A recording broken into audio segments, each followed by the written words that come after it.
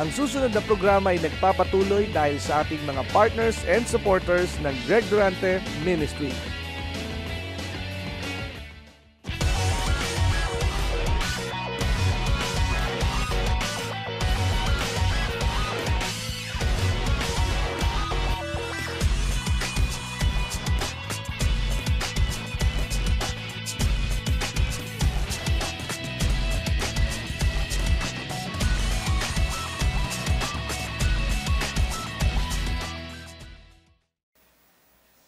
Sa Genesis 1 verse 30. Umpisahan natin ang mensahe sa Genesis 1 verse 30. And to every beast of the earth, and to every fowl of the air, and to everything that creepeth upon the earth, wherein there is life, I have given every green herb for meat. And it was so. Verse 31. And God saw everything that He had made, and behold, it was very good. Sabihin mo nga, very good. Very good. And the evening and the morning were the sixth day. So atin pong kukunin yung kaniyang sinabing very good. Pag naalaala ko yung apo ko na 3 years old, pero siya ay laging maipinakikita na kung hindi man basta meron tatak na ang star at pag maraming star ay masayang-masaya yung bata kahit hindi niya alam kung ano yung star. Pero yun po ay pagpapahayag ng teacher na very good. Pero kahit po wala kang nakikita, laging isaisip mo, God said that you are very good. Hello? Ang isa pong matalinong teacher, hindi pinapagalitan yung kanyang estudyante pag hindi nasagot yung tanong. Tinuturuan niya yung mga hindi nakakasagot. Ang mahusay pong teacher ay nagpo-focus ay doon sa mahina, hindi sa magagaling. Dahil kung sa isang klase na 30 estudyante at 5 lang ang marunong, ibig sabihin mahina yung teacher. Hello? Kaya lang siya naiintindihan dahil merong sariling karunungan yung 5. Paano yung 25? Kaya kailangang magsentro yung teacher ay sa kaniyang sariling pag-aaral na kailangang matutunan nung 25 yung lahat ng kaniyang ituturo.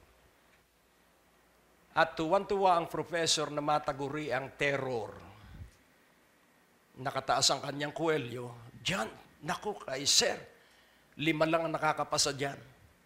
Hindi niya alam na siya mahinang professor dahil hindi maintindihan yung kanyang pagtuturo. Laging tandaan po natin sa pagtuturo, imahinasyon ang ginagamit. Pag hindi ito mailarawan sa imahinasyon ng isang tao, hindi niya ito mauunawaan. Ang Panginoong Jesucristo pag nagturo, gumagamit siya ng iba't ibang talinghaga para maging aktibo ang imahinasyon. Kaya makikita natin ginagamit niya ang tupa, ginagamit niya ang leon, ginagamit niya ang iba't ibang uri ng hayop dahil doon sanay ang tao. Halimbawa, sinabing tiyonggo. Hindi ka na mag-iisip pa, alam mo na ang itsura ng tiyonggo . Hindi tiyongko ha, tiyonggo ang sabi ko. Hindi tiyo mo, ano po, tiyonggo. So, pag sinabi naman na baka, alam mo na agad ang itsura ng baka . Kaya nga ating unawain, sabihin muli sa iyong katabi, you are very good. You are very good. Wow! Di po ba napakagandang pakinggan na sasabihin sa iyo, very good?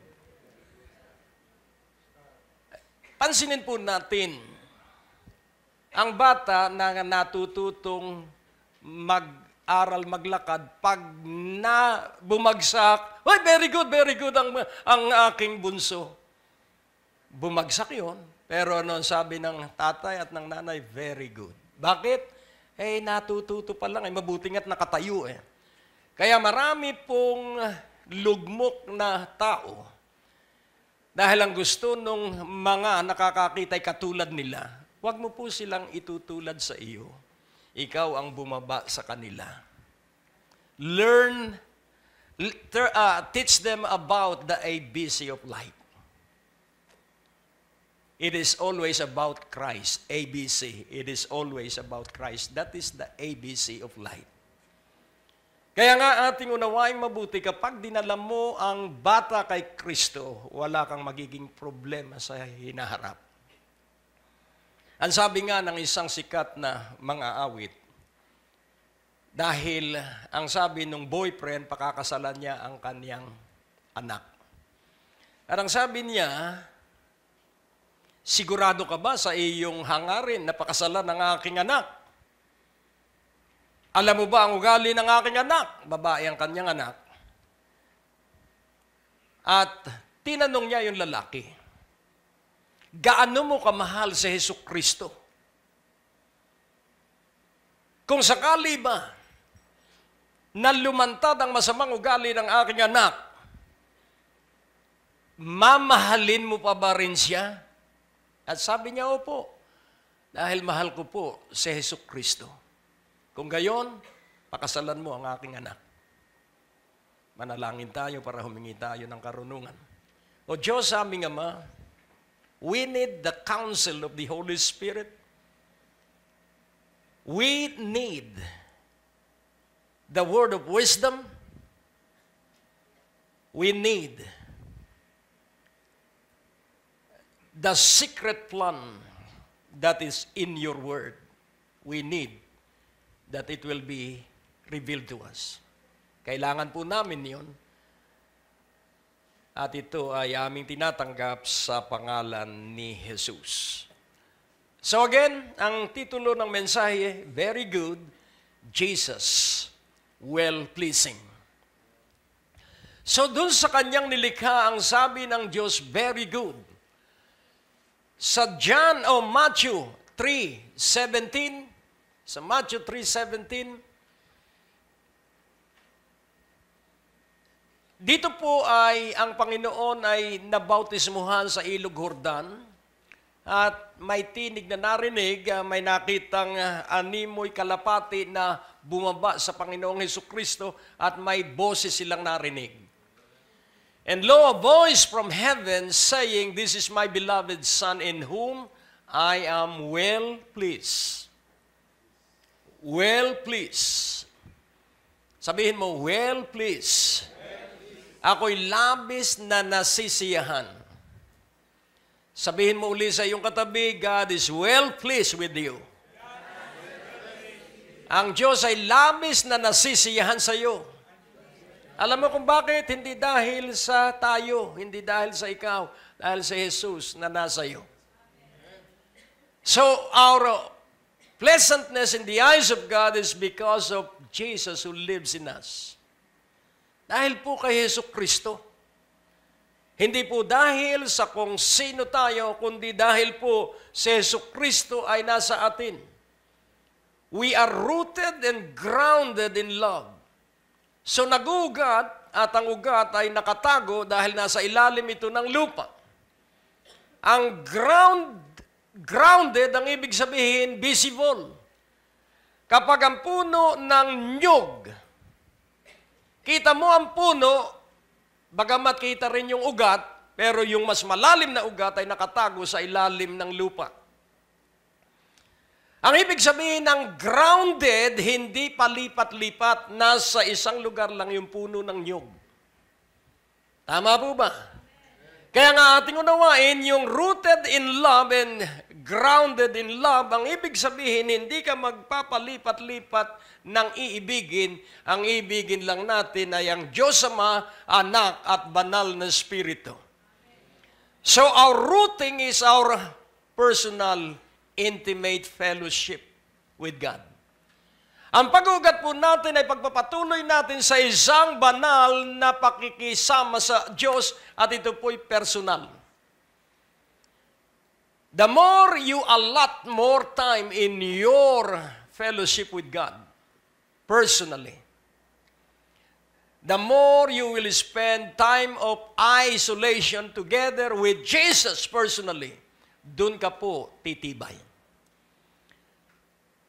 At yun pong grounded in the Word ay sa kaluluwa at ito ay gawain ng banal na Espiritu. Kaya sabi ng Biblia, be ye transformed by the renewing of your mind.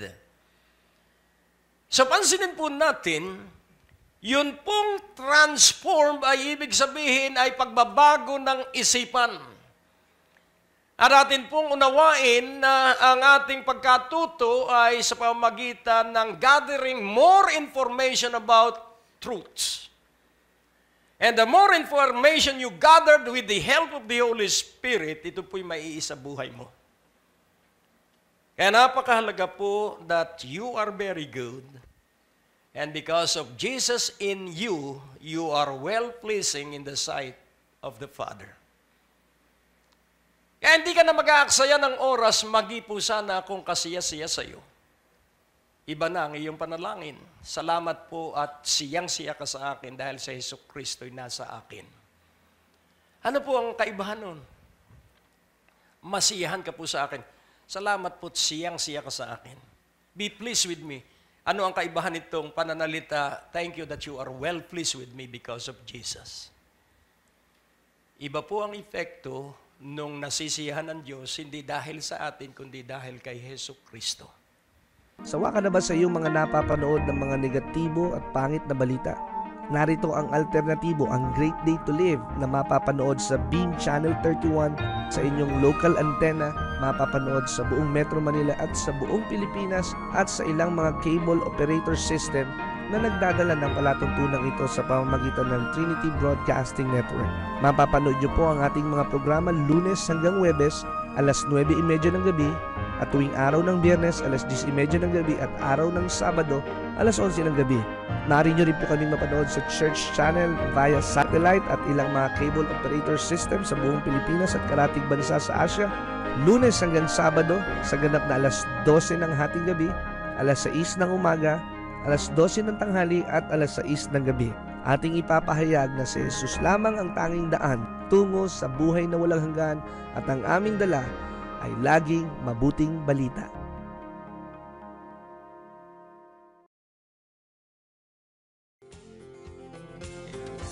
Malugod po namin kayong inanyayahan sa ating Friday Night Revival Meeting sa darating na February 6, February 13, February 20, at February 27, at maranasan po ninyo ang himala, biyaya at kapangyarihan ng ating Panginoon. Sa ganap na alas 6:30 ng gabi sa 2nd floor, Medicor Building, Ortigas Avenue, Green Hills, San Juan.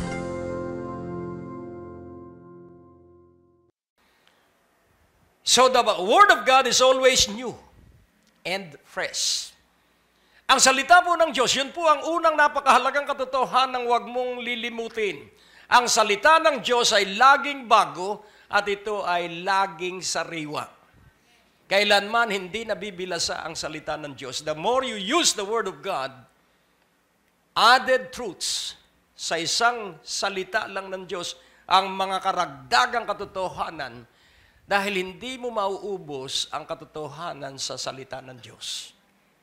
Because the Word of God is settled in heaven. And the Word of God, God magnified His Word above all His names. Higit na pinalaki ng Diyos ang kanyang salita na higit kaysa kanyang mga pangalan.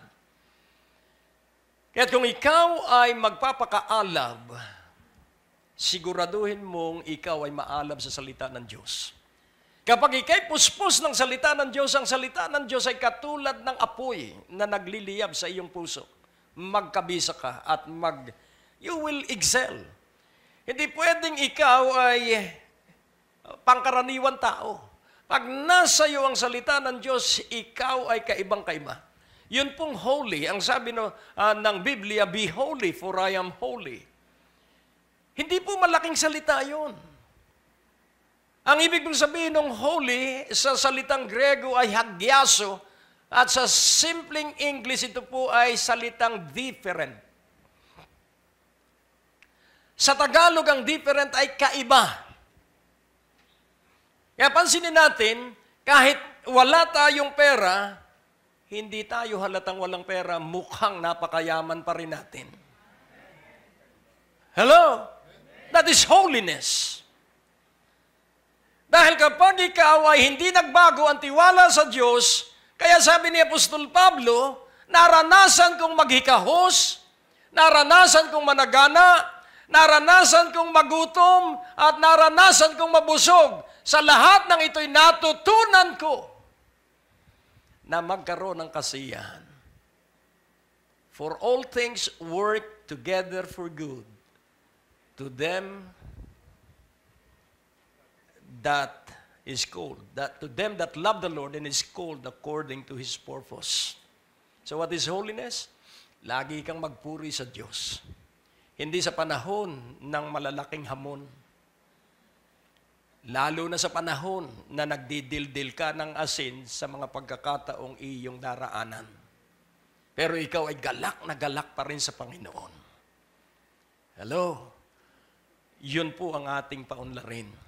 Hindi sa galing natin, kundi sa kapangyarihan ng banal na Espiritu. Basta laging tatandaan mo, you are very good and you are pleasing in the sight of God. Ulitin kong muli, you are very good, you are very good, everyone is very good in the sight of God, and you are well-pleasing in the sight of God. Alam mo ang labanan? Bigyan ka ng guilt conscience. Talagang very good ka? Ano yung ginawa mo noon? Laging ang pandaraya ng kaaway, ibinabalik ka na sa nakaraan. Huwag kang papayag na bumalik ka sa nakaraan. Mabuhay kay sa kasalukuyan. Na ikay pinatawad, wala nang pagpapaliwanag. Amen? Ikay pinatawad, kaya sa harapan ng Diyos, ikaw ay malinis. Ikaw ay pinatawad, lahat ng kasalanan, mortal o anuman, yan ay tinakpan ng dugo ng Panginoong Hesukristo. Sabi ng iba, may consequence. Ngayon, huwag kang magsentro sa consequence. Magsentro ka ay sa pagpapatawad. Hello? Sapagkat yung consequence, mapapawi yun kapag nagpatuloy kang maniwalang ikaw ay pinatawad, kapag malinis na ang iyong budhi dahil naniwala ka ng lubusang nilimot na ng Diyos ang lahat ng ating kasalanan, doon mag-uumpisa ang sobrang karunungan na dadalhin sa iyo ng Diyos. Double-mindedness, ito po'y nag-uumpisa sa pag-aakalang ikay walang kwenta. Ikaw po'y napakahalaga because you are part of the body of Jesus Christ. And Jesus, the head, cannot work without the body. Kaya kailangan ka ng Diyos. Sabihin mo sa iyong katabi, kailangan ka ng Diyos. Kaya anuman ang iyong hanap buhay, anuman ang iyong kalagayan sa buhay, kaya kang iangat ng Diyos dahil si Jesus ang ating ulo. Amen. You can excel in your profession. You can excel in your vocation. And vocation is a strong desire to do things that please God again and again. Courage is doing the right thing the right way, na hindi ka natatakot sa sasabihin ng iba dahil alam mong ito ay tama, kaya ginagawa mo. Endurance, paulit-ulit mong ginagawa kahit ikaw ay linalait sa tamang iyong ginagawa. Hindi ka naman pupurihin sa tama mong ginagawa, lalaitin ka. Why? Dahil sila ay nahahatulan ng tama mong gawa.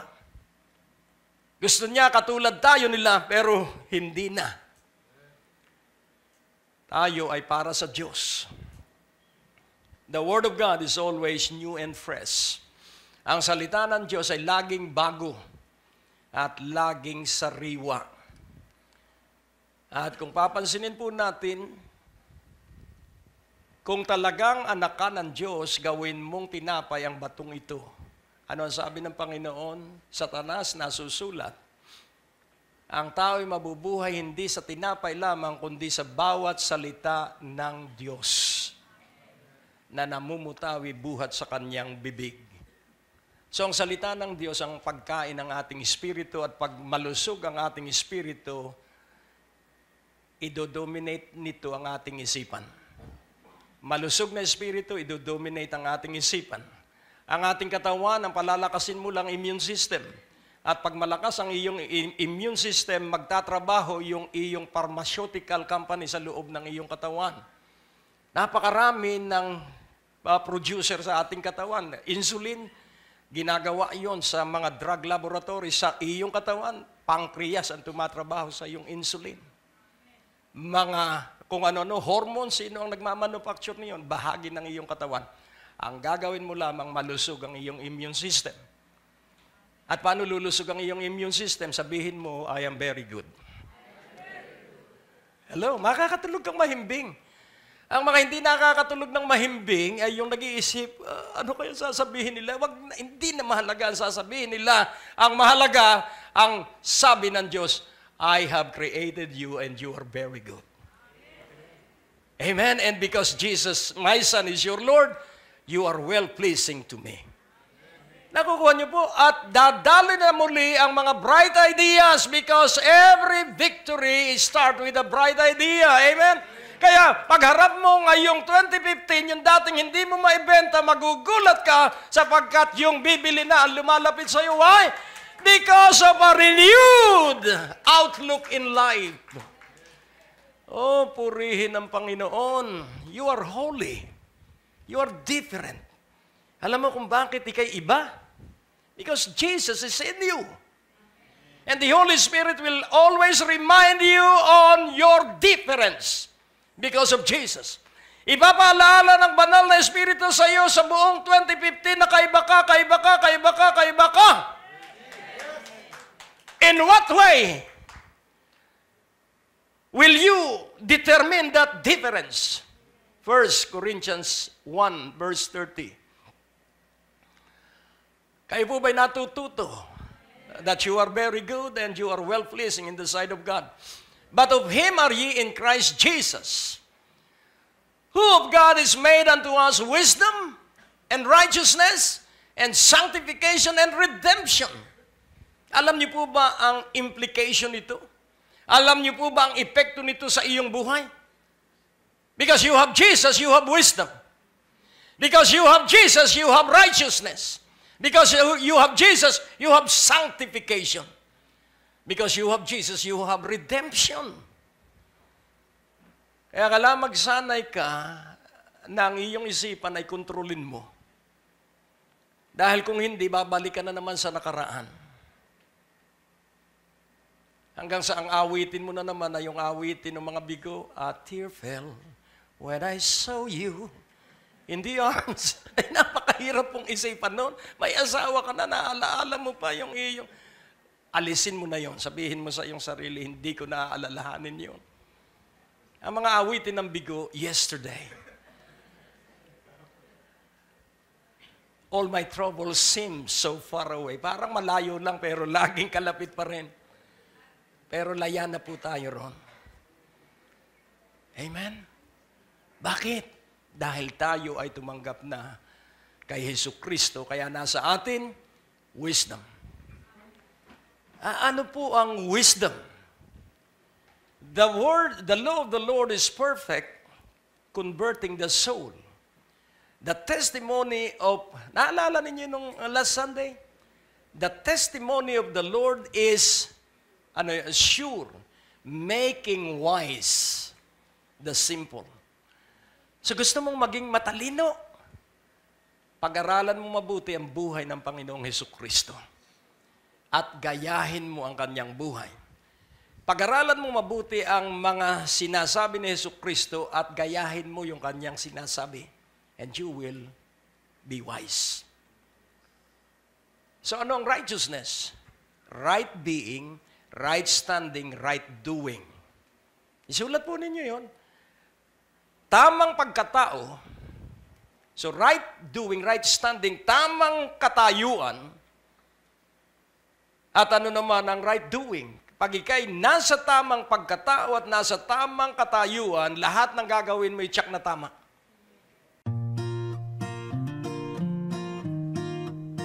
May mga na-miss ka bang broadcast ni Pastor Greg? Huwag malungkot, maaari mo na itong balikan sa pamamagitan ng pag-log on sa www.greggorante.com. Doon sa ating website, i-click lamang ang mga video preachings na nais mong mapakinggan, English o Tagalog o anumang mga title na nais mong panoorin at 24 hours, 7 days a week, mapapakinggan at mapapanood mo si Pastor Greg. Naniniwala kami na sa pakikinig ng salita ng Diyos, nandoon ang paglago at pagunlad ng inyong mga buhay at mararanasan ninyo ang biyaya ng ating Panginoon. Maaari kayong sumulat sa P.O. Box 4135, Manila, Philippines. Tumawag sa ating telepono o mag-text. Bisitahin ang ating website sa www.gregdurante.com. Maaari mo din kaming sundan sa Facebook at Twitter. Malugod naming inaanyayahan ang lahat na makadalo tuwing araw ng Biyernes sa aming revival at tuwing Linggo upang sumamba sa Panginoon. Kung ikaw ay napagpala sa natapos na programa ng Great Day to Live, maaaring magkaloob sa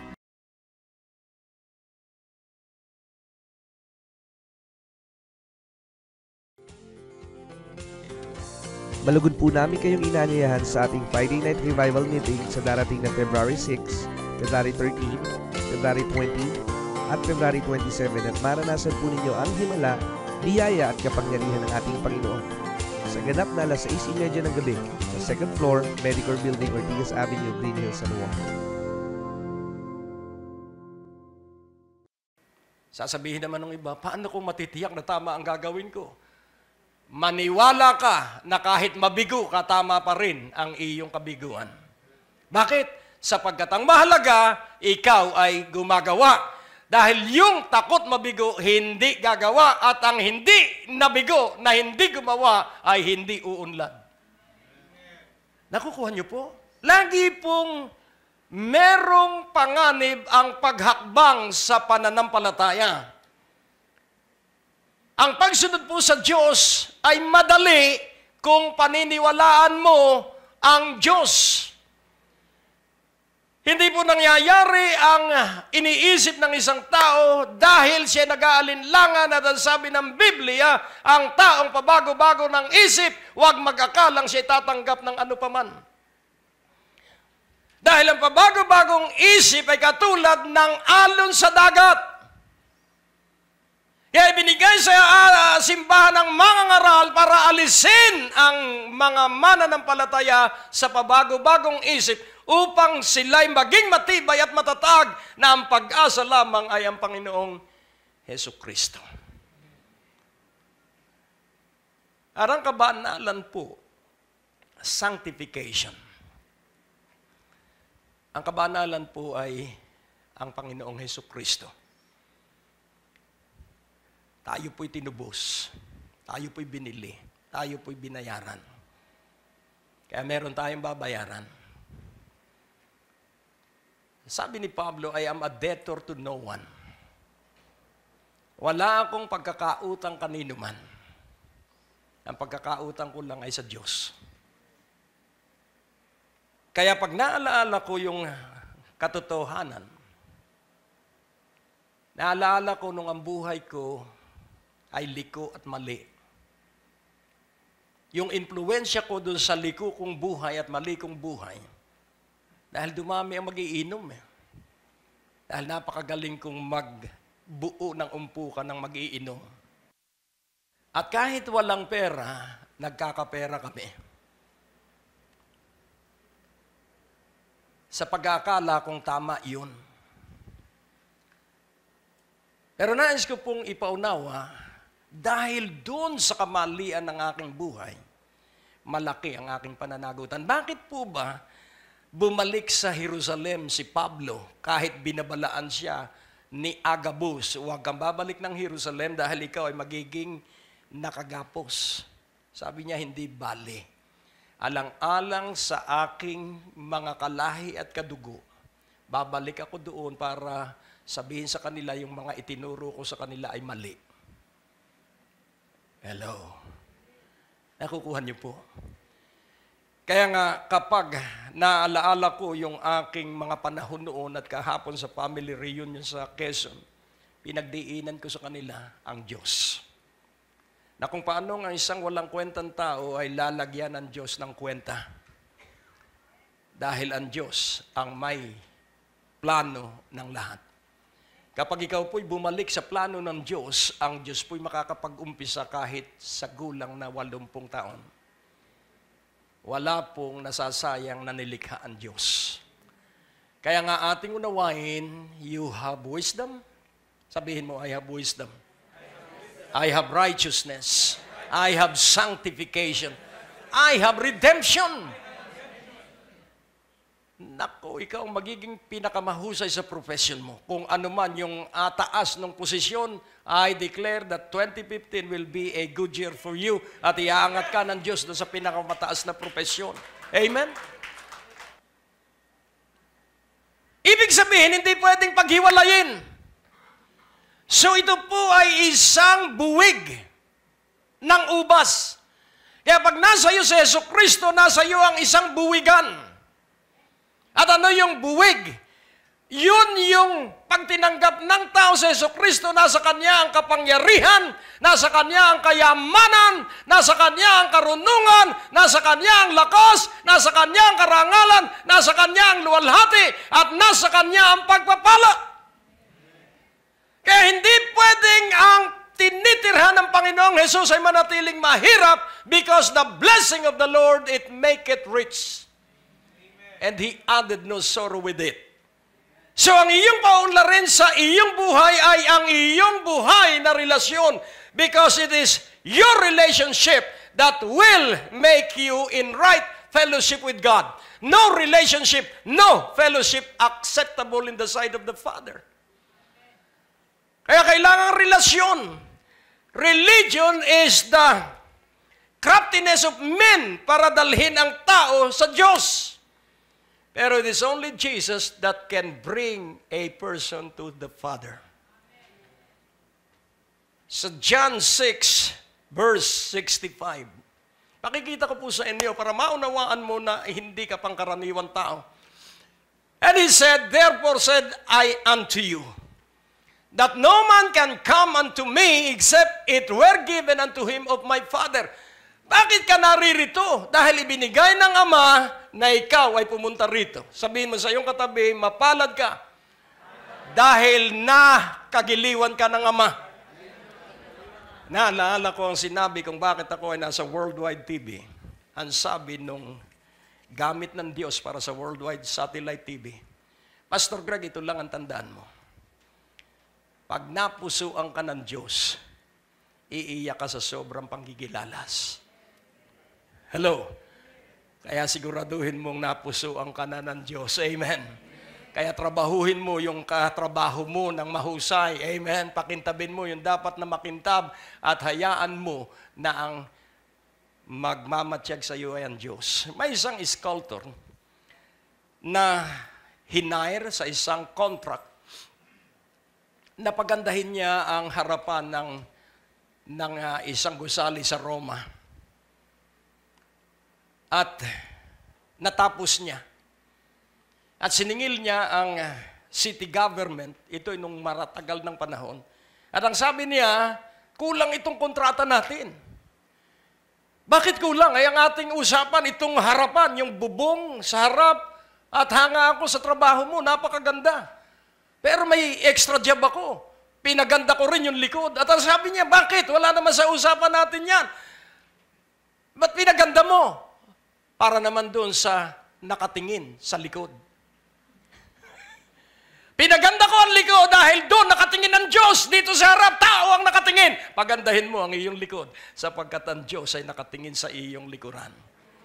Amen. Our rear guard is the glory of the Lord. Ang bantay natin sa likuran natin ay kalwalhatian ng Diyos. Kaya pag napusuan ka ng Diyos, kamay ng Diyos ang gagawa sa iyo. Kaya narito ka, napusuan ka na ng Diyos. Amen. Hallelujah. No man can come to Jesus except, bakit ka narito? Dahil napusuan ka na ng Ama. Kaya inilapit ka na sa Kanyang anak. Amen. Hallelujah. At pansinin po natin sa John 14:6. Alam mo, hindi pwedeng hindi ka maging mayaman. Hindi ako papayag. Jesus said unto him, I am the way, the truth, and the light. No man cometh unto the Father but by me. So ang paglapit kay Hesukristo, ipinahintulot ng Ama at ang pabalik-balik na paglapit sa Ama ay sa pamamagitan ng pangalan ng Panginoong Hesukristo. Ano ang kailangan mo? Hingin mo sa Ama sa pangalan ni Jesus. Amen? At hindi ka magkukulang. So the Word of God is always new and fresh. And then secondly, year end and New Year comes. Meron tayong tinatawag na pag-uubos ng budget sa gobyerno. Kaya gagawa sila ng project pag November at December. Dahil pag hindi nila naubos yung budget, wala silang budget next year. What for? Hindi mo naman pala kailangan ng budget. Kaya nais ko pong ipaunawa kung totoo ito. All truth is parallel. What is true in the natural is also true in the spiritual. Pinagpala ka ng karunungan, hindi mo naman ginamit. Nauunawaan mo po. Gamitin mo ang karunungang nasa iyo, gamitin mo ang kabanalang nasa iyo at ito ay uunlad, ito ay lalago. At daragdagan ka pa. Bakit? Dahil ginagamit mo. Tahimik. Kaya nais kong inyong maunawaan na ikaw ay bago. Araw-araw, pagkagising mo sa umaga, ikay bago. Huwag mo akalaing ganito na naman ang buhay. Ganyan po yung mga taong walang Diyos at walang pag-asa. Napapagod. Kailangan pong ikaw ay maligaya pagkagising sa umaga.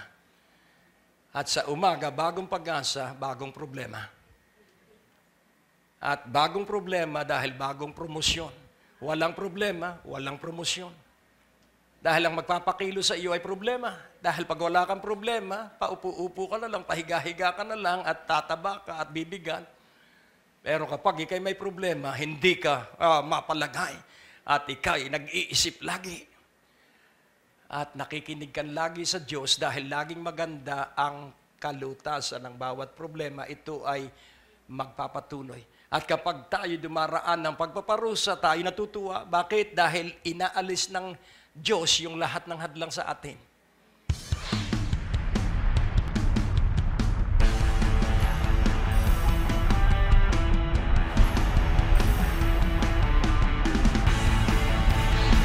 So, ang aalisin mo yung takot. Jesus is Jehovah. You have the power to decree. Ikaw ba'y naniniwala ngayong gabi na walang pag-aalinlangan na ikay tatanggap ng kagalingan ng ibang uri ng sakit o karamdaman yan?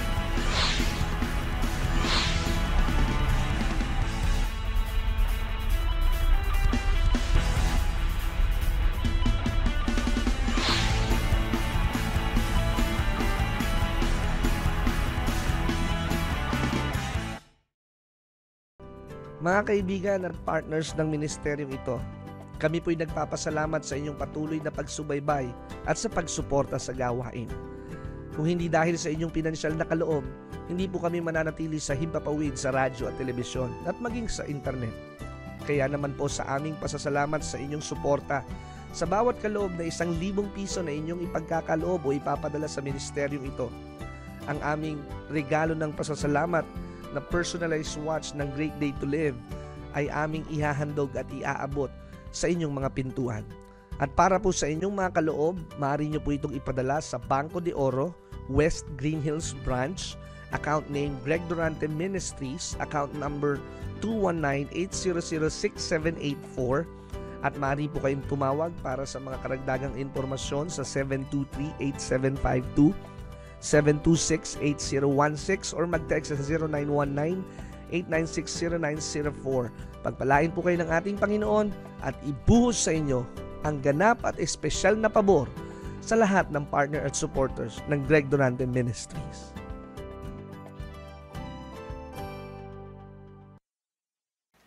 Kaya lahat po ay mabuti para sa atin at kailangang makita natin ito na kabutihan.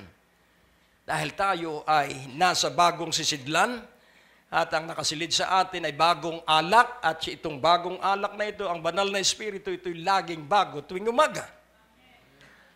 At ang bagong buhay ay laging umuunlad araw-araw sapagkat tayo ay nagsasabuhay ng kanyang buhay. And then, ang pangatlong katotohanan na nakita ko, dahil sa paglalakbay namin, sa pagpapahalaga namin sa family reunion, yung paglalakbay namin ay 5 oras, napakahigpit ng traffic.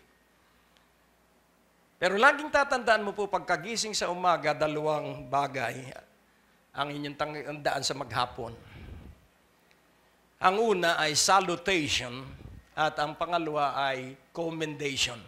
Sabihin mo, salutation, commendation. Di po ba pagdating mo sa reunion, masayang-masaya sila? So yun ang pagbati nila sa iyo. Kaya nais kong inyong maintindihang mabuti at nakita ko kanina, pagkagising sa umaga, there is a salutation from the Lord. At pag tulog natin sa gabi, there is a commendation. Ano po kaya yun? Ano po kaya yung salutation? Sa Luke 1:28, ito ang salutation of the angel to Mary. Ano po ang sabi ng anghel? And the angel came in unto her and said, Hail, thou that art highly favored, the Lord is with thee. Blessed art thou among women. So pansinin po natin, ito ay si Maria. At siya ay pinaburan ng todo dahil ang sanggol ay nasa kanya. Sanggol pa lang siya ay highly favored by God. Ay ang nasa iyo, yung malaking Jesus. Hindi yung ninyo. Hello? Nakukuha po ninyo. So si Jesucristo ang nasa iyo. So kung si Jesucristo ang nasa iyo at yung sanggol na kay Maria, siya ay highly favored, eh di lalo na ikaw. Sa Ephesians 3, verse 16. Salita po ng Diyos ang magsasalita. That He would grant you according to the riches of His glory to be strengthened with might by His Spirit in the inner man. Yun pong inner man ay soul. Yun pong inner man ay mind and imagination. So, ang Espiritu ng Diyos ang magpapalakas sa ating isipan at sa ating imahinasyon at ito ang ating kaluluwa. At sa 17, sa puso naman sa Espiritu, that Christ may dwell in your hearts or in your spirits. Kaya po, may S, dahil lahat po ito ng mananampalataya. Lahat po ito ng mga born-again Christians. That Christ may dwell in your heart personally by faith. That you being rooted and grounded in love. So, our rooting is Jesus, and Jesus is the demonstration of the love of the Father. Kaya si Jesucristo nasa iyo, saan nasa iyo si Jesucristo? Nasa iyong Espiritu. Saan naroon ang banal na Espiritu? Nasa iyong isipan. So ang rooted and grounding, sasabihin ng banal na Espiritu that you are well favored. Hello? That you are highly favored. Hallelujah. Because you are very good and God is well pleased with you. Alam mo, paniwalaan mo lang ito at may mangyayari sa iyong buhay. So pagkagising sa umaga, kung ano man ang pangalan mo, you are well favored. Pagkagising mo sa umaga, you are highly favored. Alam mo kung bakit? Marami po ang hindi na nagigising. Kaya iyong pakinggan ang salutation ng anghel sa iyo. At sasabihin ng anghel, imagine it, you are well favored. You are highly favored. So you will be successful the whole day of each day. Why? Dahil hindi ka na mag-iisip doon sa kabiguan mo yesterday. Oh. Yung iba nagbabakasyon para makalimutan ng problema. Hindi yan makakalimutan. Pagkatapos ng bakasyon, problema pa rin yan. Lutasin mo yung iyong problema at magtatapos ka sa pag-iisip sa problema. Kaya napakahalaga po na marinig lagi natin pagkagising sa umaga, Greg, you are well favored. Amen. Alice, you are well favored. Huwag mong pakikinggan yung mga sabi, Alice dyan. Hindi, Alice pa rin ang pangalan mo. You are well favored. Amen. Vincent, you are well favored. Oo, kung ito po yung laging pauulit-uliting pakinggan. At sa gabi naman, sa Matthew 25:34, di tapos na maghapon. Then shall the king say unto them on his right hand, Come, you blessed of my Father, inherit the kingdom prepared for you from the foundation of the world. So ang pakikinggan mo naman sa gabi, anong pakikinggan mo? You blessed of my Father. Hello? I-exercise mo po ito. Sa umaga, you are highly favored. Sa gabi, bago matulog, you are blessed of my Father. You are blessed of my Father. Sa umaga, malaking pagkagiliw ng Diyos sa iyo. Sabihin mo, kinagigiliwan ka ng Diyos. Sa umaga yan, pagkagising mo, sabihin mo, yung pangalan mo, alam mo ba ang pangalan mo? Sabihin mo sa iyong sarili, kung sino ka man, sabihin mo, kinagigiliwan ka. Banggitin mo yung pangalan mo, make it personal. Huwag mong isipin kung ano man yung sitwasyon mo, basta iyong banggitin, kinagigiliwan ka ng Diyos. At sa gabi, ikaw ay pinagpala ng Ama. Kaya makakatulog ka ng mahimbing para magising na may panibagong pag-asa. Kaya nga kung atin pong uunawain, ilang bagay ang iiwan ko sa inyo sa pagpasok ng bagong taon at pagtatapos ng taong ito. Kumain ka at maging malakas. Eat and be strong. Lumapit sa akin ang asawa ng aking pamangkin. Lumabas ako ng lugar ng reunion. At parang nahihiya pa siya. Pero nagkwentuhan kami, nag-umpisa akong magkwento. At tinanong ko siya, sabi ko, kumusta ka na? At sabi niya, ito po, hindi pa rin balanse ang paglakad ko. Hindi ko alam na siya pala may dinaramdam. Pag ako po'y lumakad, parang ako'y mabubuwal. Eh bakit nagkaganon? Dahil siya pala ay naoperahan, dahil matagal siya, for 30 years, siya ay driver ng malalaking truck sa Saudi. So, dahil siya ay naging matalino, kaya ang pagkain lang niya, isda at gulay. At laking pagkagulat ng doktor dahil nag-collapse yung malalaking buto niya dito sa liig. Kaya 3 baka lang nasa kanyang liig. At ang dahilan kaya nagkaroon ng, ayaw kung anong correct medical terminology doon, nagapok yung, nalusaw yung mga buto sa liig. Dahil hindi raw siya kumakain ng karne. Aba, matindi pala yun. Kahapon ko lang natutunan na kailangan din pala ang karne. Ay, wag nga lang marami. Yung iba naman linalantakan kaya sa dugo pupunta. Yung protein, kailangan din ng protein, pwede sa itlog. Maraming pagkukunan sa dairy product. Hindi tayo medical expert, pero pansinin po natin na ang pagkatuto po ay sa pakikipagkapwa-tao. Ngayon ko natutunan na yun pala ang epekto pag walang karne ang tao. Eh, hindi mo yun mapag-aaralang personal, pero ituturo sa iyong personal ng Diyos sa pamamagitan ng iyong kapwa-tao. Kaya nga po, kumain ka para maging malakas. Ano po ang pagkakaiba na ito? Nabubuhay para kumain o kumakain para mabuhay? Alin ang mas maganda? Nabubuhay para kumain o kumakain para mabuhay? Kumakain para mabuhay. Dahil pag nabubuhay para kumain, walang iisipin yan kundi pagkain.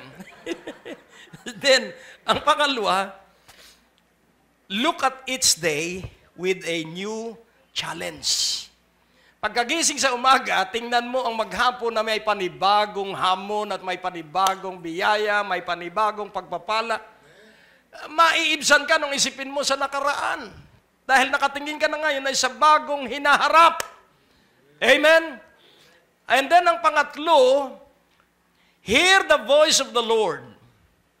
Yun nga po, at the beginning of each day, you are highly favored. At the closing of each day, you are blessed of my Father.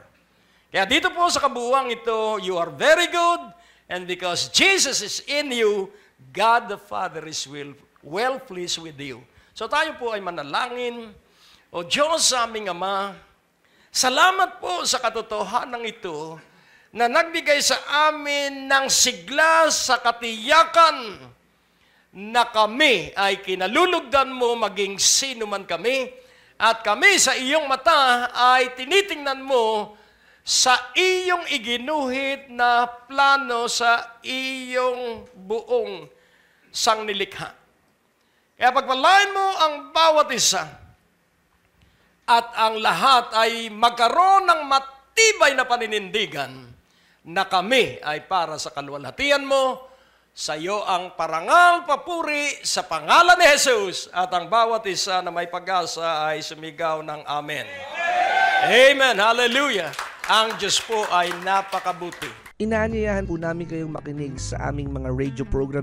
Kung kayo po ay nasa inyong mga tahanan, nasa trapiko, naglalakbay, ito po'y makakatulong sa inyong pagpapalago at pagpapaunlad ng inyong spiritual na pananampalataya. Lunes hanggang Biyernes sa DWAD 1098 kHz AM band sa ganap na alas 6:30 ng umaga at alas 10 ng gabi. Asahan po natin na sa ating pakikinig, lalago at uunlad ang ating pananalig at pagsampalataya sa ating Panginoong Hesus.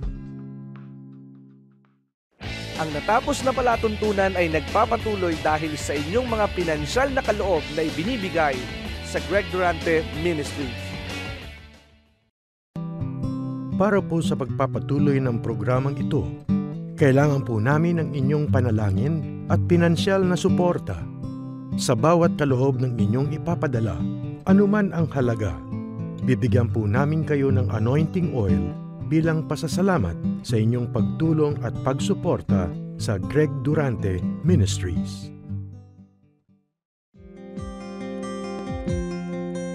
Marami pong salamat sa inyong patuloy na pagkakaloob at pagsuporta sa mga misyon na inaabot ng ministeryong ito. Natapos po at naipamahagi natin ang atin pong mga biyaya sa ating pong mga kapatid sa pananampalataya sa Women's Correctional. At sa lansangan po ng Binyan, Laguna, tayo po ay nakapamigay ng free hamburger. Kaya tuloy-tuloy lamang po sa inyong paghahandog ng kaloob, at tandaan po natin, ang maligayang nagbibigay ay pagpapalain ng ating Panginoon. Suportahan ang gawain ito at maranasan ang pagpapala at biyaya na laging kakaiba sa pangkaraniwan.